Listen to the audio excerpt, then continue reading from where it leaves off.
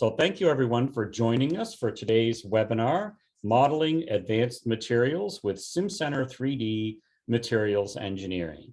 I am your host, Scott Thibault from ATA Engineering. Our guest presenter today is Hayden Cornwall from Siemens Digital Industries Software.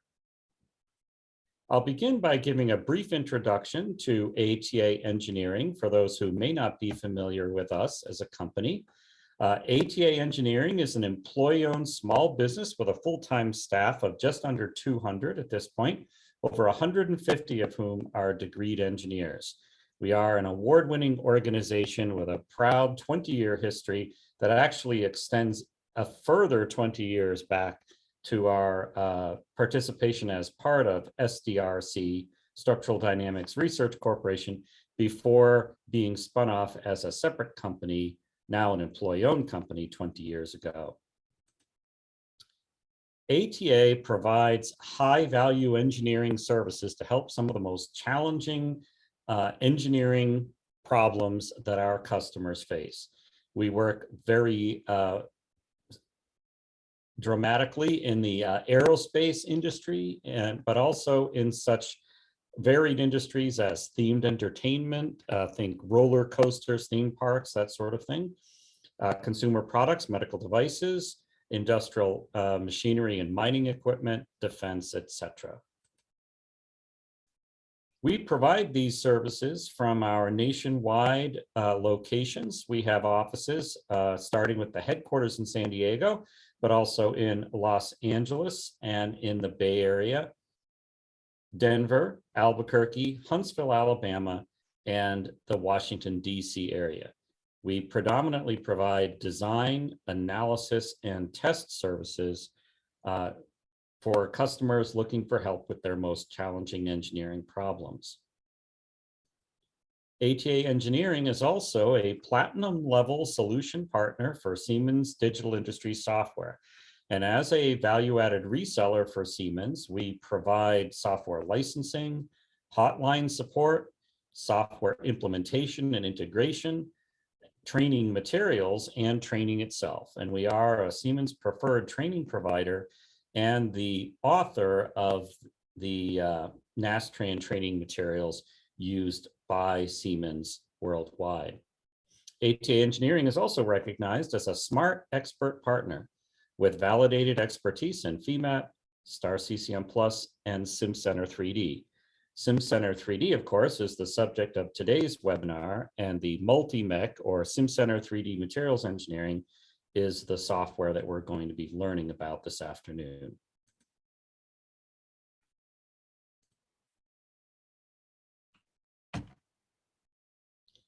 For further information on these products or the support that you can receive from ATA, we'd invite you to visit our website, ata-plmsoftware.com, where you can obtain support for the software that you've purchased through ATA, but also obtain access to a rich treasure trove of resources there, white papers, presentations, other recorded webinars, and can find the latest information on the products that you use from Siemens.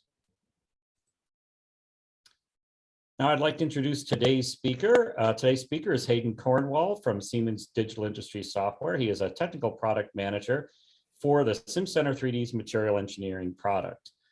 He is a graduate of Massachusetts Institute of Technology, and he joined Multi-Mechanics in 2017 as an application engineer focused on this type of multi-scale simulation for aerospace composite materials.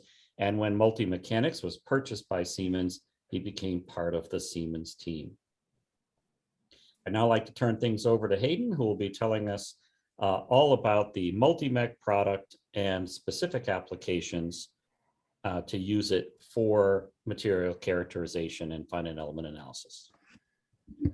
Great, Scott. Yeah, thank you for the introduction. Like it was already said, the title for the presentation today is SimCenter 3D Materials Engineering Part 2. And I am a technical product manager for Siemens and specifically for the Materials Engineering Suite. So the reason why you probably showed up today is to learn about the the area of material advancement and through the different industries here. So just looking at a few of the different applications you see here, automotive, aerospace, maritime, even in energy, we're all starting to utilize more and more advanced materials. And it's really important now to be able to be more predictive and be a little more advanced in characterizing all these advanced materials. And it's very clear through all these different industries how much is being invested into furthering these materials to maintain their competitive advantage, which is why the materials engineering suite was fit into the SimCenter portfolio to basically tie together all these different industries and these different types of analyses through advanced material characterization. Now, if you're here with us last time, we went over a few different applications along with an overview of the materials engineering suite and Multimec. We also dove into some of the applications in aerospace composites, as well as additive manufacturing, specifically for lattice designs or hierarchical type of structures. This time, we're going to go into a few different applications, one of which is ceramic matrix composites. This is a very active area of research and development for aerospace materials and high temperature aerospace materials. Next, we'll go also into pressure vessels, which is another hot topic due to the demand in hydrogen pressure vessels. Finally, we'll go back into additive manufacturing. However, now we're going to go into defects and look at defect analysis and see how we can use materials engineering to be predictive in developing some B-based materials for these advanced materials. First, we're going to go through an overview of Multimec and kind of where this technology came from and the reason for it. First, when we're looking at characterizing these advanced materials, we have to understand where exactly material performance come from. If you're looking at a bulk metal material, it may be a little more simple to think of because it's just a homogeneous material. But if you have a composite material, you're going to have a lot of different substructures within substructures that make up the material. So you have different length scales that have different attributes that can lead to things like microscopic type of failure that then progresses into meso and then finally global failure. So being able to characterize these is really important and just give you an idea of just how complex these materials can be. We're looking at just a few different types of product formulations. You have continuous fiber reinforced materials and discontinuous and even particulate inclusions, as well as voids. And along with these different types of shapes, you have a long list of different constitutive material properties. For example, polymers are viscoelastic, so temperature and rate dependent.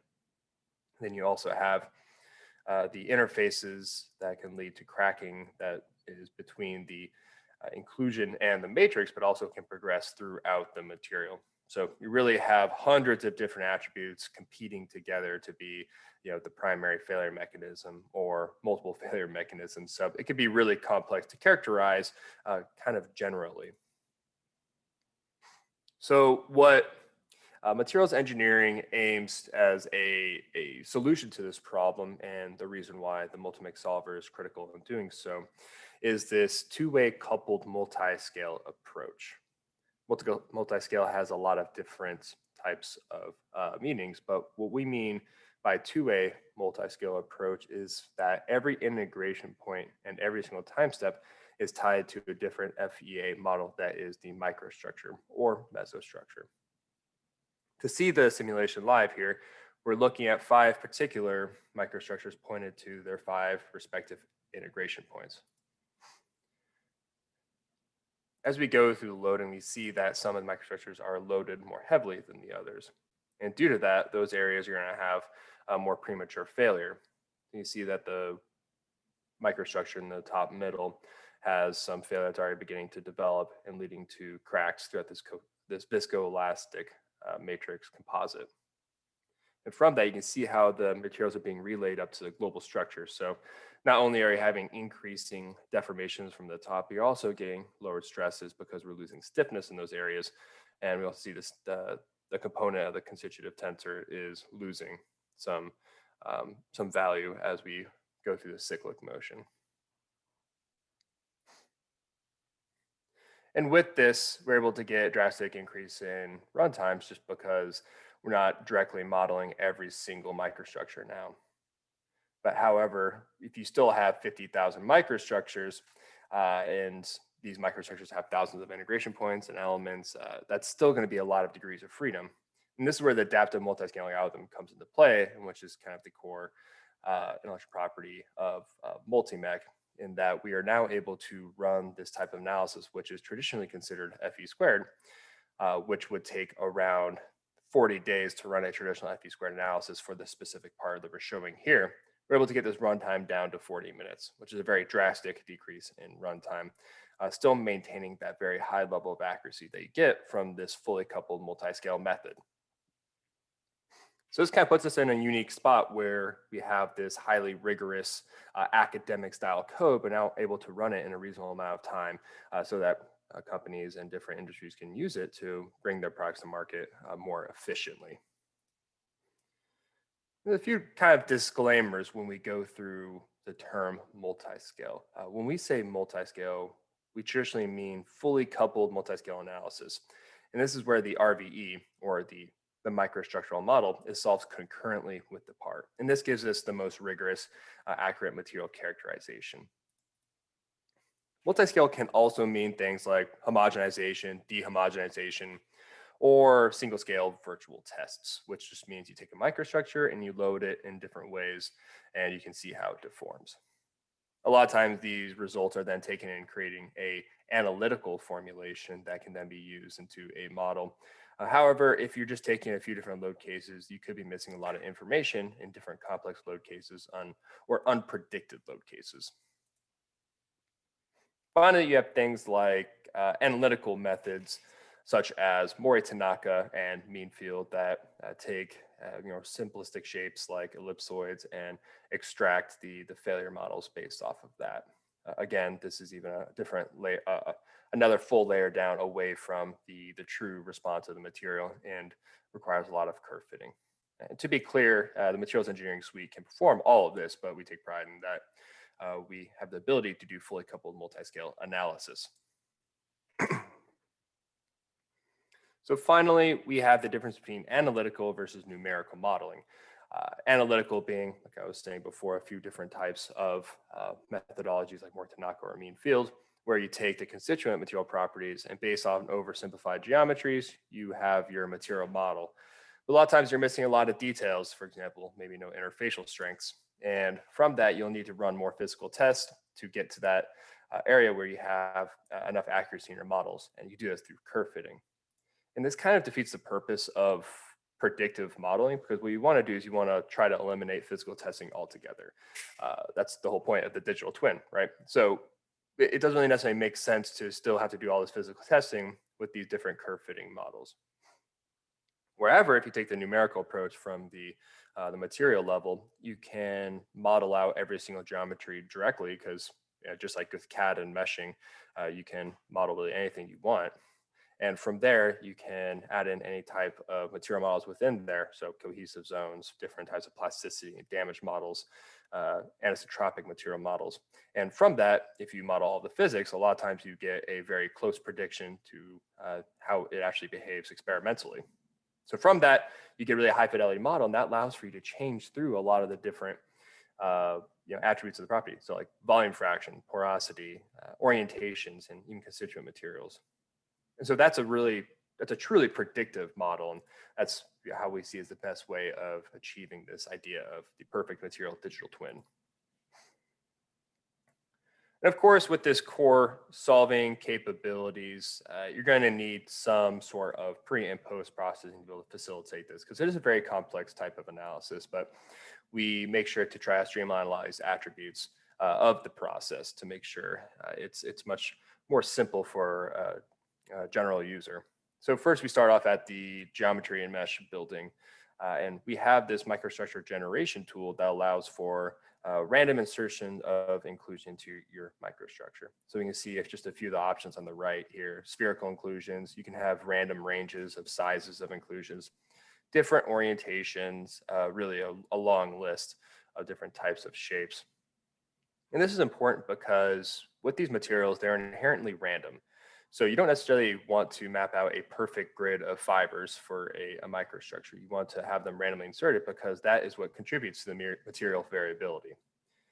So as we can see here, this will give us a very good representation of how the material actually behaves as opposed to an idealistic type of material model. But if you're looking for more simplistic material models, that's okay too. You can do that through NX and the meshing within SimCenter. You can export that to create a multi-mech geometry model. Also, you can go through and use some of the other capabilities within materials engineering, like the advanced periodic UD fiber microstructure. And this is a very advanced UD microstructure generation tool that allows for things like, as you can see, the random packing of fibers, but also inclusion of different things like voids or ellipsoid type inclusions and things like that to model even more defects.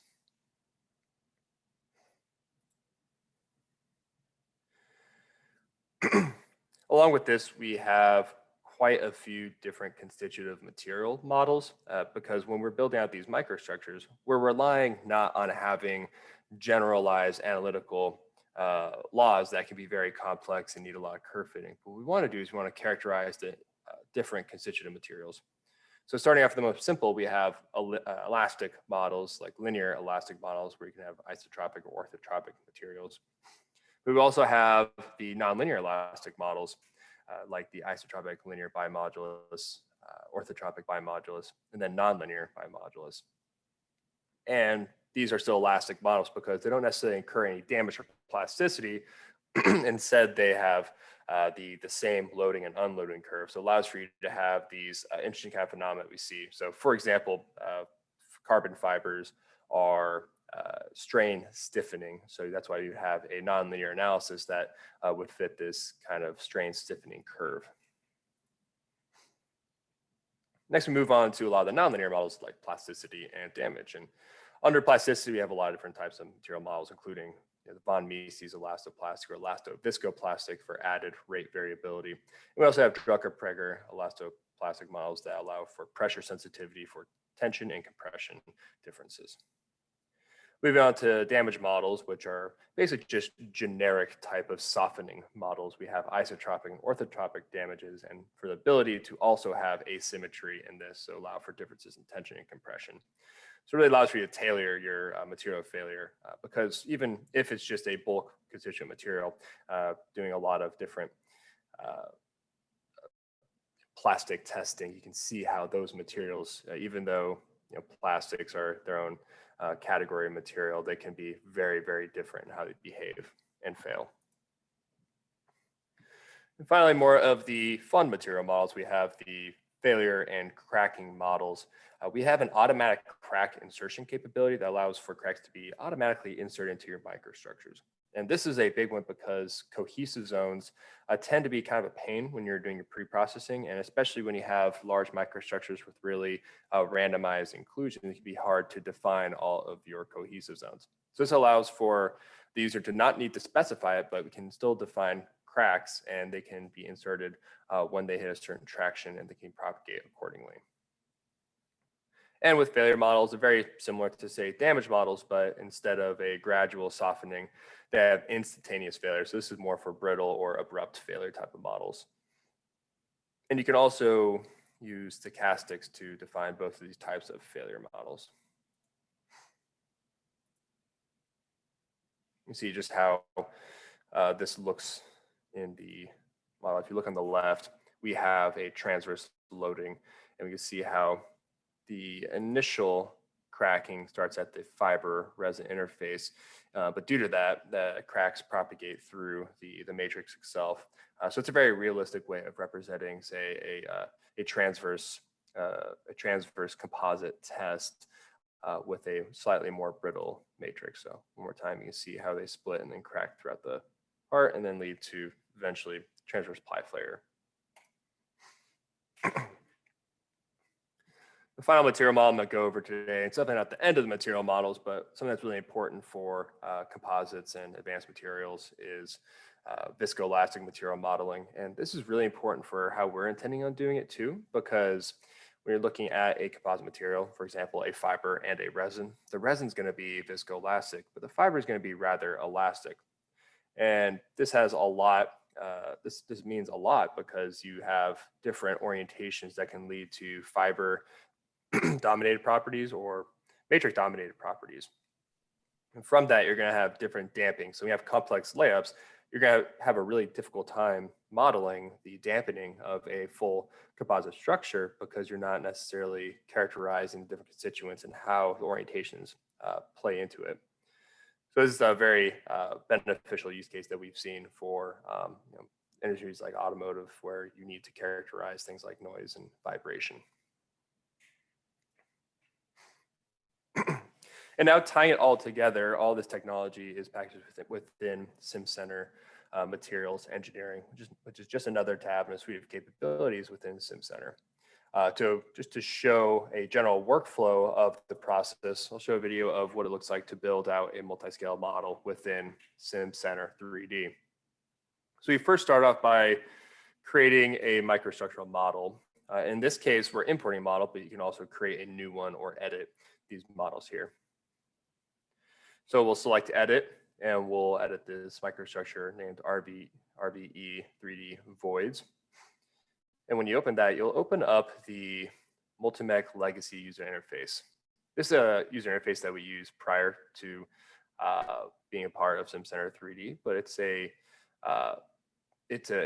user interface that's eventually going to be completely integrated within SimCenter 3D as well.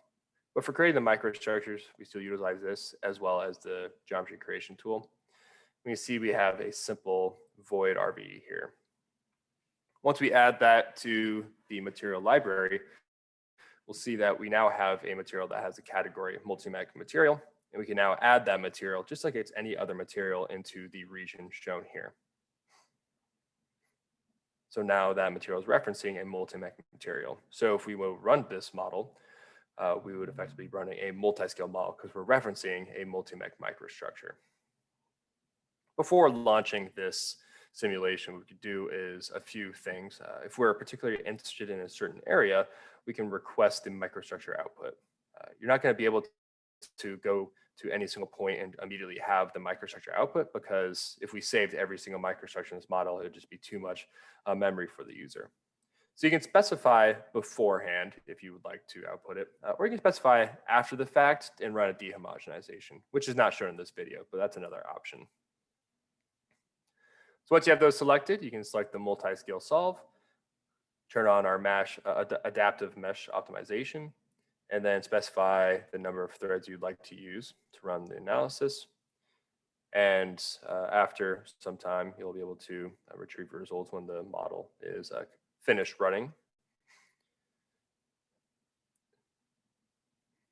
And just like any other model, we can view the results. So we can see we have the general results on the main viewport here, but we have a lot of the microstructure results that we can then import into the results on the side window, which is interesting because now you can take your global model and you can run the microstructure model side by side. So as you have your model deforming on the top left, you can look and see how the different areas are deforming themselves. So you look at stress concentrations within the microstructure and other different attributes.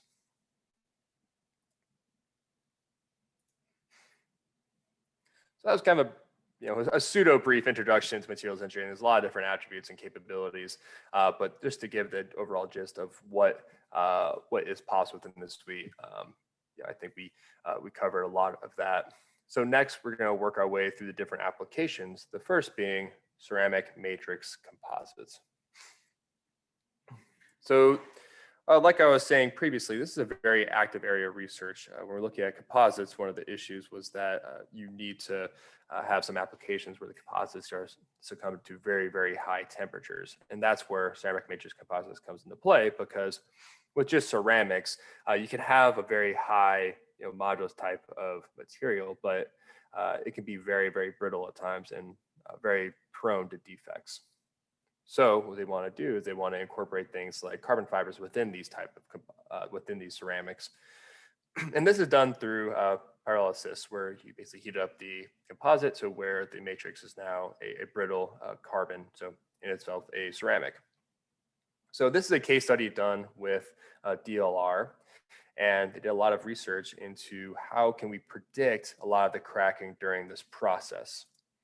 And looking at the technical challenges that they've had when they're going through, say in this case, it's a unidirectional layup that they would put through pyrolysis.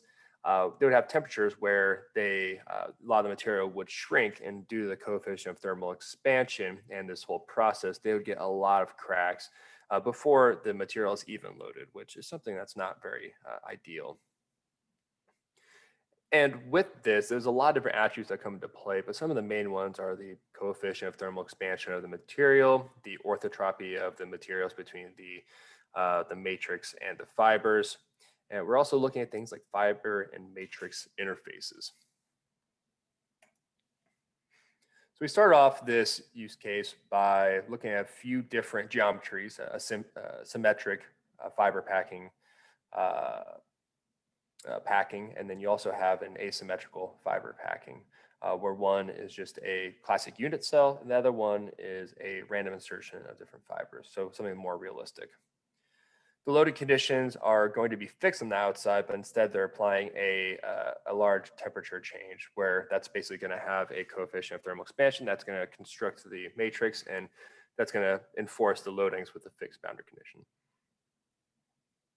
We'll use two different types of interfacial strengths, a strong and a weak interface between the matrix, because that is a design that they can specify through their experiments. So we'll look at the correlation between a strong and a weak interface. And the key result we're going to look at are the crack surfaces due to this process. So looking at the material data that's available, we have the matrix and the fiber properties that are seen here. The matrix has a Young modulus around 22 gigapascals, and a very interesting coefficient of thermal expansion that was measured in the lab there. The strength is going to be relayed as a cracking model within the matrix itself. So not necessarily a fiber resin interface, but just within the matrix, which it's possible to still have cracking within just one material, a matrix-matrix interface. Next, we have the fiber, and we have the transverse direction properties of the fiber at 14 gigapascals with a much higher longitudinal modulus. So with all of these attributes for the materials, we also include the weak interfacial strength and the strong interfacial strength, and then we perform the study.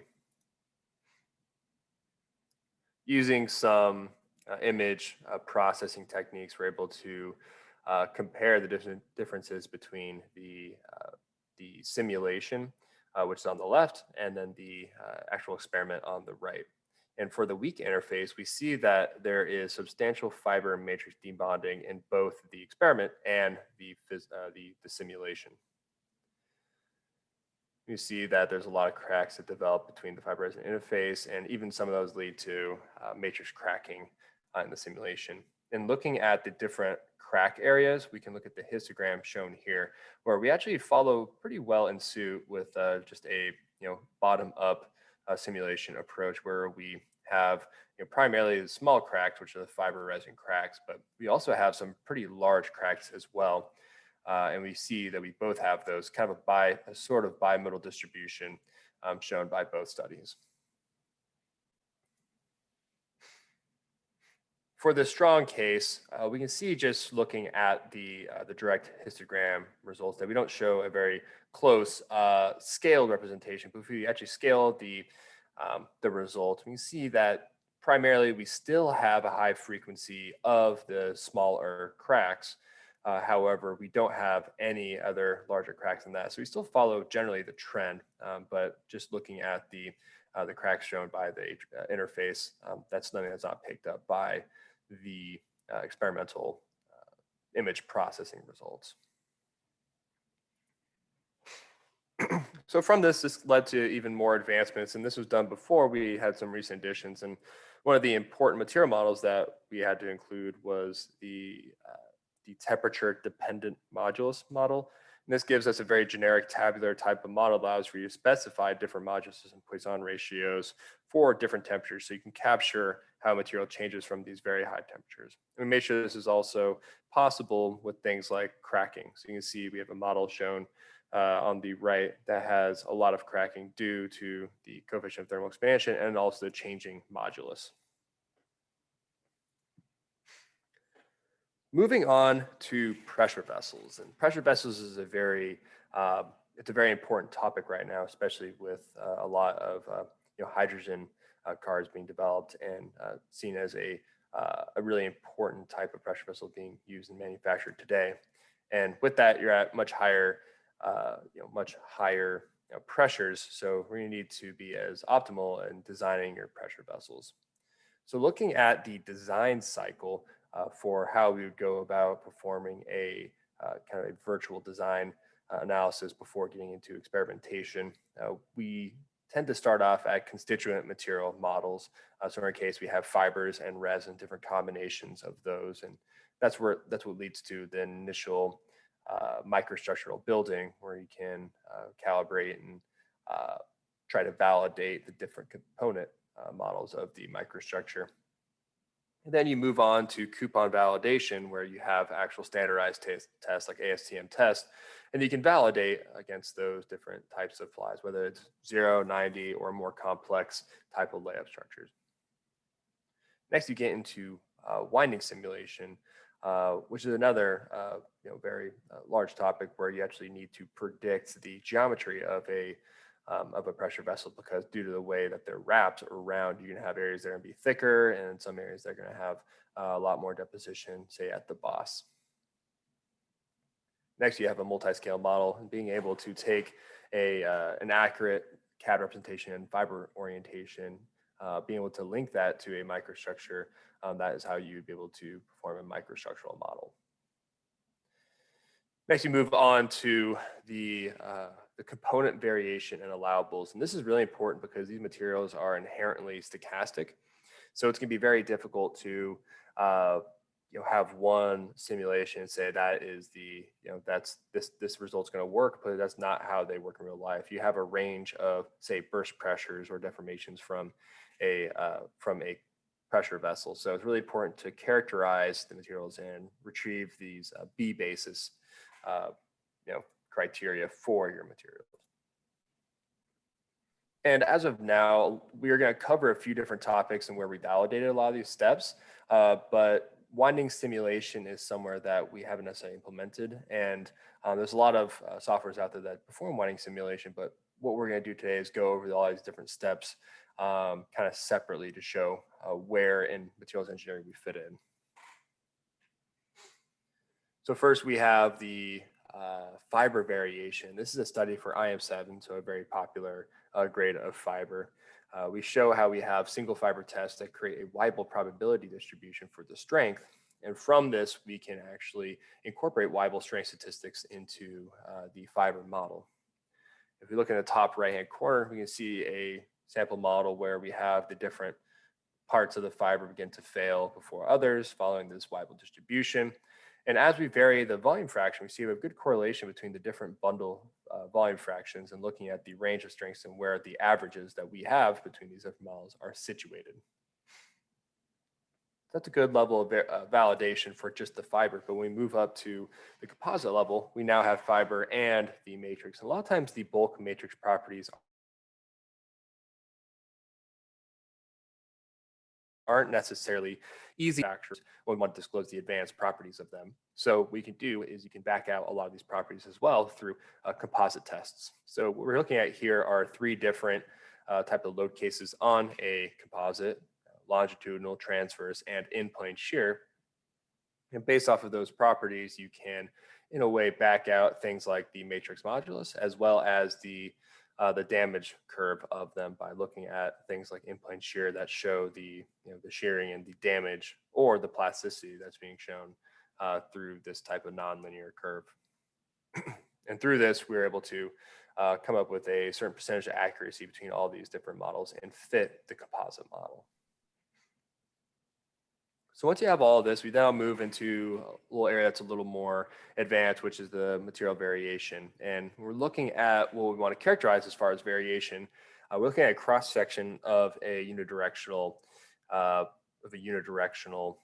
composite here. You can see that the fiber and resin distribution isn't necessarily even throughout. We have some areas that have a lot of resin, some areas that have a really high volume fraction. You can even see some defects and voids throughout this through those black spots. So we created a breakdown of the distributions of the volume fraction, resin, and void. And through a study that looks not at pressure vessels, but at tubes, we're able to run this type of model by using defect insertion and gauge the range in burst pressures in these models. So the way that we do that is we take a certain percentage of an RV that's a higher volume fraction or less voids or vice versa. And we have 5 RVs and we distribute them throughout the part. This is done automatically and randomly. What you can do is you can change the random seed and not change the volume fractions, but just change the distributions around. And just from doing that, you're going to get a different burst pressure and a different load in your material just because you may have, say, 2 elements that are both very defective next to each other, leading to a greater stress concentration. And we show that through this, we actually had a very close model correlation with a study that we did with a partner that looked at the burst pressures and the range of burst pressures. Finally, you can put this all together and put this into a full multi-scale model. And this is a use case from a few years ago that looked at the hydrogen pressure vessel model, and we wanted to gauge things like the strain in the fiber, wanted to look at a lot of the transverse deformations that might lead to different failures. We're able to correlate this type of material to an RVE and show that it agrees with the measurements that were taken. Okay, finally, moving away from composites, now we're going to go into additive manufacturing, specifically defects. And this is rather important for these type of materials because when you're printing a material part, it's not like a cast material anymore. You have a lot of different things coming to play that will really change up the material. And we're looking at a few of the main ones that we have been focusing on: morphology, defects, surface roughness, and lattices. And last time we looked at lattices and hierarchical design. This time we're going to look more at the imperfections of the material, specifically the surface roughness and defects. We're including surface roughness because a recent study that we've done is primarily about surface roughness, but surface roughness inherently is sort of a defect of the material. So we include it in this study because there is both an internal and external study that was done to show damage tolerance for a material based off these different types of defects. And the study that we're looking at here is we have a wide range of test data that have bars of different thicknesses in the same width. And we can show that the range and strength is much, much higher when we have a much thinner bar. And then as we make it thicker, we have a tighter range and an on average higher strength. And we found when we finish the surface, so no surface defects, we actually get rid of a lot of that variation. So the point is looking at, okay, can we model surface roughness and defect variation on the surface, and will we show this interesting trend that we see here, and so we can better predict when we have thin wall structures if we're going to have much issues with the surface roughness. And the initial modeling approach that is taken here is by specifying a different group on the outside of a generic bar, and on this outside group, we're going to create different RVEs that mimic sort of a surface roughness. We're going to look at 2 different thicknesses. So we're going to look at the thinnest structure, and we're also going to look at one that's very thick, so the 2.2 milligrams. And these align with 2 groups of the data that was seen in the previous slides. We have 6 different defects models shown here, and you see we have different severities in defects, some with a very large valley and some with a very shallow valley. And what we're going to do is we're going to take a calibrated Inconel material that has a certain nonlinear calibrated properties as well as failure. And we're going to first do some virtual tests just to look at the differences in the materials. And we see that between these different defects, we have different modulus, yield point, and also strength. So looking at the top right, we can see how this would failure under that kind of tension. So that looks good. We have a stress concentration propagates through. We also look at the stress here. We agree that, okay, we have the stress concentration at that value. And now what we want to do is run a multi-scale model where we can map all of these randomly across the surface of the part. And theoretically, we should have a distribution in strength, since we're, even though we're using the same volume fraction of the different types of materials, what we're going to do is we're going to distribute them differently, therefore leading to different strengths. So we can see right here, it's kind of hard to see on the graph. You see that the little tails at the end of the curve that begin to trail off. And we see that out of these 9 samples, we have differences in strength, ranging from 700 to 800 megapascals. So even though this isn't a very massive range, this is a pretty good indication that we're getting a distribution in strength in this material. When you see the failure status through the cross section, we can see a lot of the materials begin to fail across the outer area first, because those are the weaker elements. And then we finally lead to catastrophic failure, where we propagate inwards, and propagating inwards is where we have we have the kind of idealistic material. So when that fails, that's considered the total failure, and kind of accelerates throughout the middle of the part. So looking at a few of the videos of the results that we have here, on the left, we have these stresses. So we see that some areas are low areas of stress because they failed pretty prematurely. And then finally it leads to the global failure throughout the part that we see right here. And then the same thing with the failure status we see on the right. We see all the failure here. And then finally, we hit the point where it fails all the way through right there. You see the same thing on the thicker sample. We begin loading it up, and then at some point we see the total failure of the part. In this point, starting right here. And then the same thing with the failure model, marking the elements. So this is looking at the surface for defects. Surface reference is basically an external defect. But what we wanted to do is we wanted to have a control group, because we wanted to make sure that it was the surface itself that was serving as the kind of key variable that's driving this phenomenon. So what we wanted to do was, instead of having defects on the outside, we flipped it and had defects on the inside. And what that would do is it would give us a baseline to show us, okay, based on the defects throughout the whole part, we have a certain trend. And the reason why we want to do this is because, in general, if you think about how materials failure, in general, a larger sample will fail more early because you have a higher percentage of defects that are going to be, within the sample, or located next to each other in the sample. So generally, we would actually expect to see a lower strength when you have more, if you have a larger sample, and vice versa for the smaller sample. So we wanted to test it out and see how these two different types of defect areas worked. So we had the same defects, but now distributed within the inside and throughout the entire part. We ran those till failure. We can see now how the defects are all throughout the part. So the results that we got were rather interesting.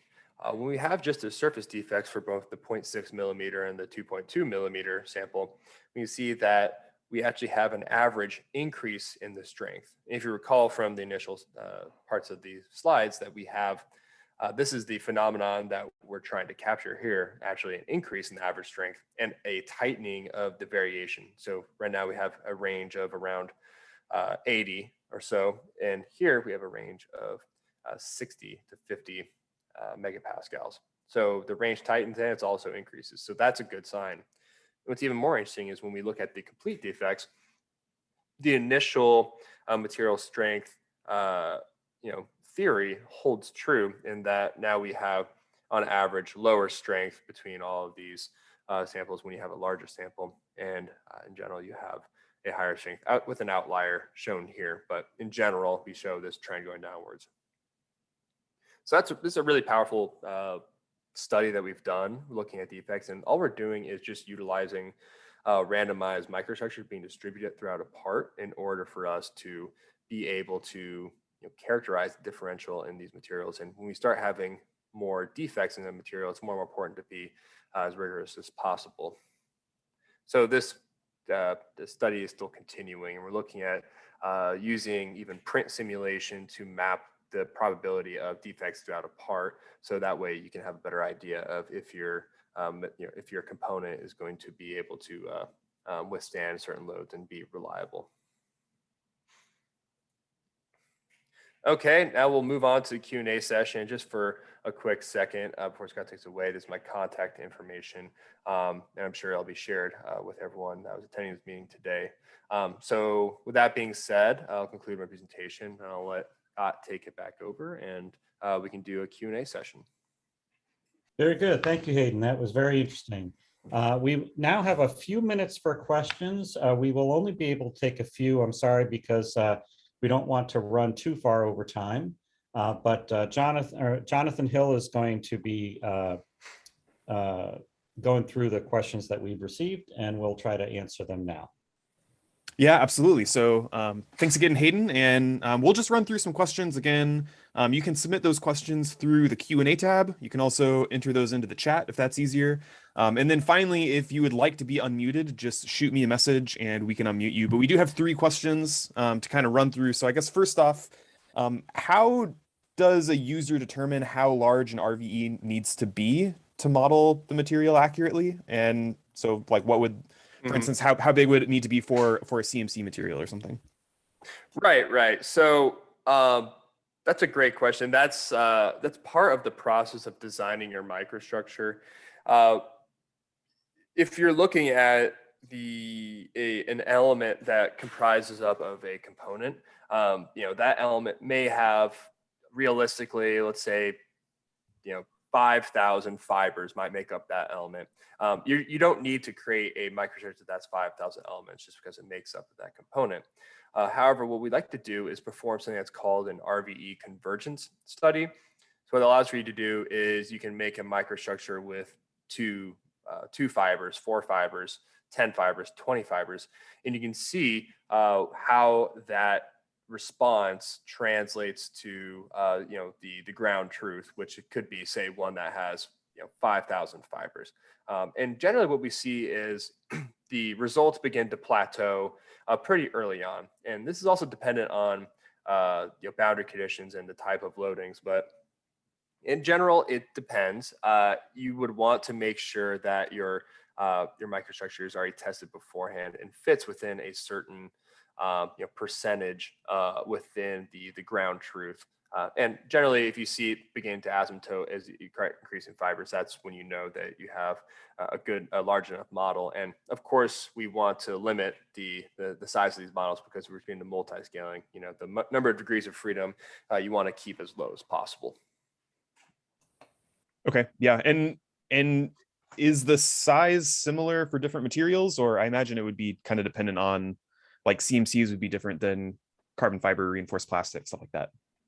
Yeah. Of course, all materials are different in that way, and it's really hard to predict between the different. Like, so CMCs, these are more brittle materials, so there might be more stochastic parameters in here, so it's not as determinant.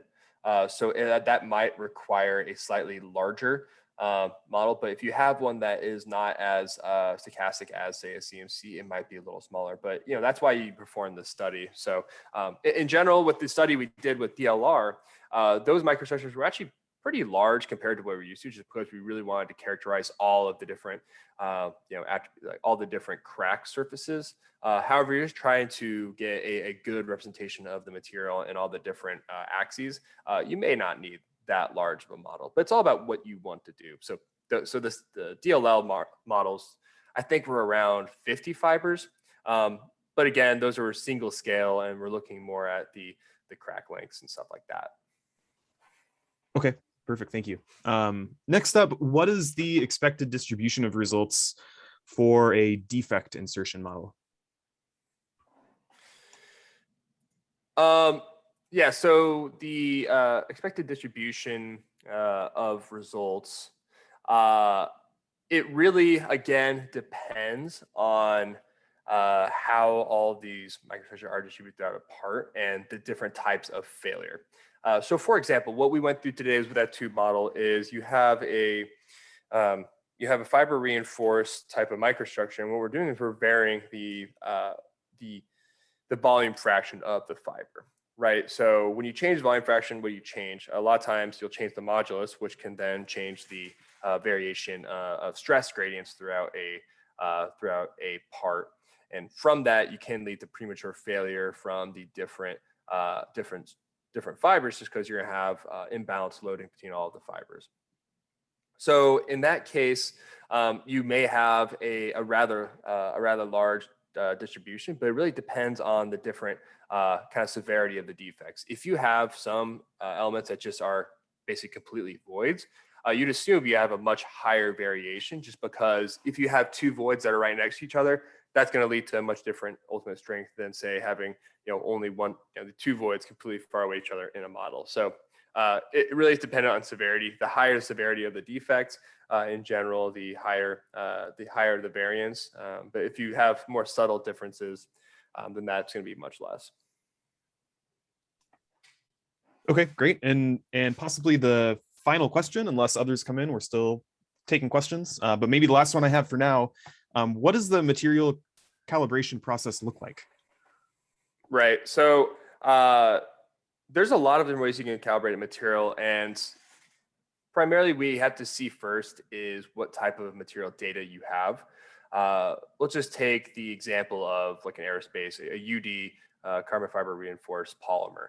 A lot of times, if you're not working with a material manufacturer, you're going to have things like the fiber modulus and strength. You may have the matrix modulus, but a lot of times it can be tough to find the nonlinear parameters, the failure, the strength, and all the things of the different materials. So what you have to do is you actually have to look at composite data, which is more plentiful, and backtrack a lot of these different other properties. So for example, if you're working with a material manufacturer, you can have stress strain curves for the constituent materials, and that's just a matter of tuning your material parameter and getting it to where that curve matches well for both of them, and then you have your calibrated material. But if you have, say, only composite data, what you would have to do is kind of more of a sequential investigative work, where you would start off, let's say, okay, let's start off with the fiber attributes. Let's look at the transverse loading to look at the fiber transverse modulus. Let's look at the in-plane shear properties. Let's look at the nonlinearities, and that is mostly driven through the matrix. So it's a step-by-step process in that regard, but it really depends on what type of material data you have off the get-go. Great, thank you for those. I don't see any other questions, so I think, Scott, back over to you. Very good. Well, thank you everyone for joining us this afternoon. If you have any following questions or are interested in licensing the Multimex software or SimCenter 3D in general, here's my contact information. Feel free to let me know and I will be happy to follow up with you. Just as a reminder, today's session was recorded, and if you missed any portion of it, had to drop out early or whatnot, or if you have colleagues who missed today's session, that will be made available within the next couple of days. Also, another reminder that this is part 2 of a 2-part series. So if you want to see a different set of examples that Hayden presented in part 1, that recorded or on-demand webinar is already available on our website, www.ata-plmsoftware.com. Thank you for joining us, and please come back and join us again for future webinar events. And our thanks again to Hayden Cornwall, our guest presenter from Siemens Digital Industries Software.